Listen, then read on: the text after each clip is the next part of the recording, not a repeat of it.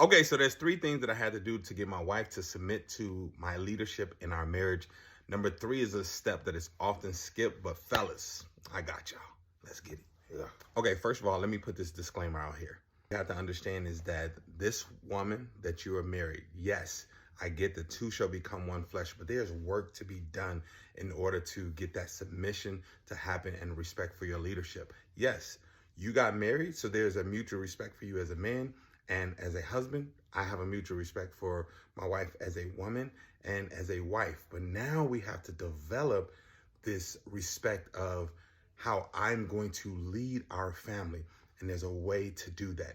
But you have to be aware that this is not just going to happen automatically. That's the first thing you need to be aware of, right? And because I need you to understand the thought process.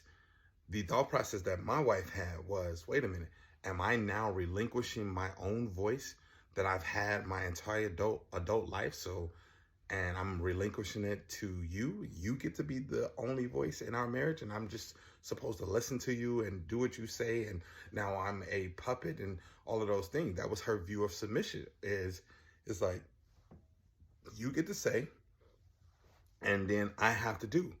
But understand that God has always given us free will and choice. Why would he make it so that now once you get married, your free will and choice goes away? So when we start understanding the word in the Bible, then we truly understand what submission looks like. And I don't have to push something off on her that she will reject, right? So that's the key. Now let's get into these three things real quick. The first thing goes right into what I was just saying. The first thing is she had to understand that I fear God. I fear God. God is the governor.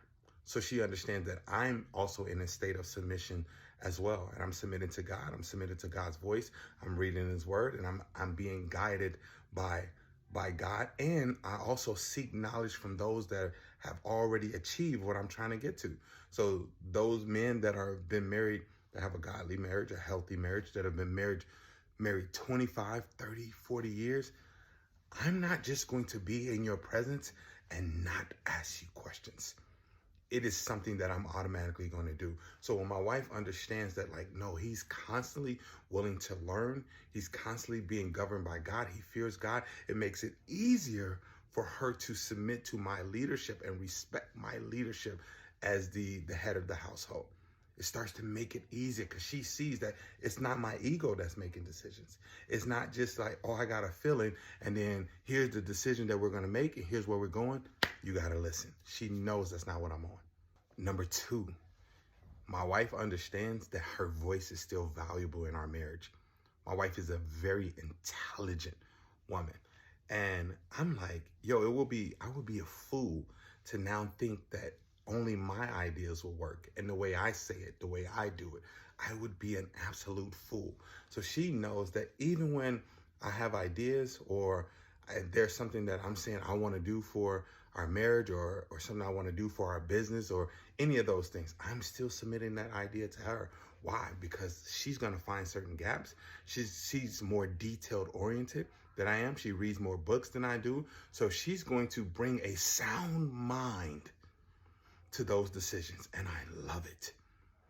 And when her voice still becomes powerful, is still powerful in our marriage, and she knows that I value her voice, it becomes a lot easier to respect the leadership of a man that respects your authority and respects your voice. It's key. And there's some things in our marriage where I don't even make the decision on because I understand that she has a different level of mastery in that area. So I'm like, no, babe, you got that. I still give my opinion and I still give the gaps that I see or the things that I dislike, but I'm like, no, you got that, babe.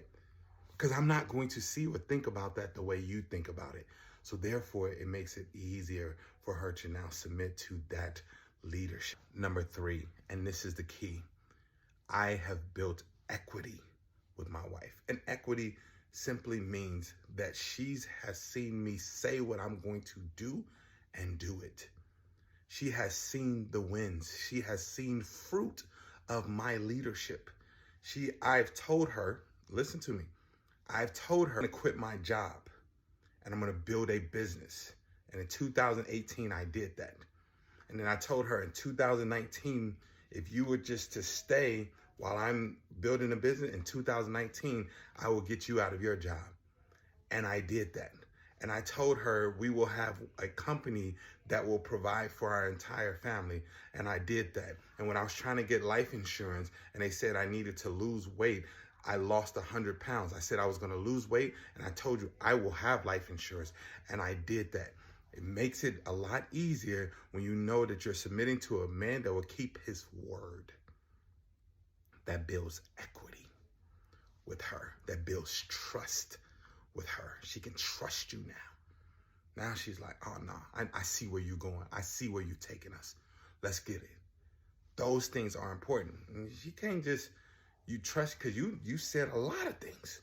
You may have said a lot of things. You're going to do a lot of things. But if you ain't doing them, if you don't actually get the win, if you don't actually follow through, and here's the thing about my wife, and this is maybe a lot of women as well, it's not the fact that you actually have to, you do it, and that has to, let's say you said you were going to make $1 million. And you were going to launch this business. It's not the fact that you got to make the million. It's the fact that you got to do the thing you said you were going to do. If you said you was going to build it, you was going to launch it, you were going to put it out, to see you actually complete the process and go through it, that's value in that.